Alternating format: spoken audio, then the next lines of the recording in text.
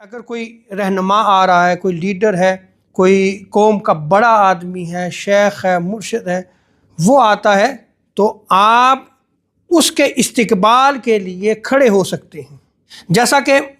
غزوہ احزاب کے موقع پر بنو قریظہ نے آقا علیہ السلام کے ساتھ عہد شکنی کی، وعدے کو توڑا، تو ان کو سزا دینی تھی، تو آقا علیہ السلام سزا دینے کے لیے وہاں تشریف لے گئے۔ بنو قریظہ کے کہنے پہ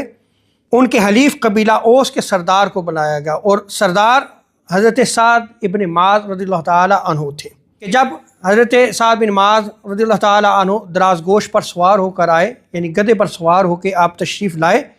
تو آقا علیہ السلام نے جب انہیں مسجد کے قریب پہنچے دیکھا تو ارشاد فرمایا، قال للانصار قوموا الی سیدکم او خیرکم۔ حضور نے انصار قبیلے سے ارشاد فرمایا، قبیلے والو تم اپنے سردار یا اپنے سے بہتر کے لیے کھڑے ہو جاؤ۔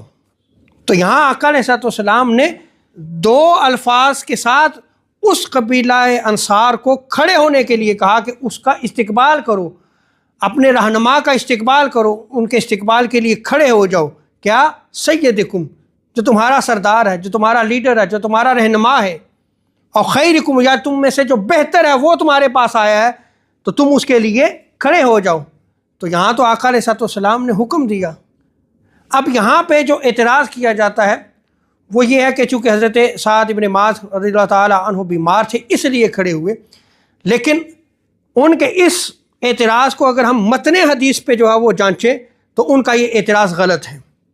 اس لیے کہ اگر بیمار تھے تو آقا علیہ السلام دو تین آدمیوں کو کہتے تھے کہ یہ بیمار ہیں، ان کے لیے جو ہے وہ مدد کے لیے کھڑے ہو جاؤ،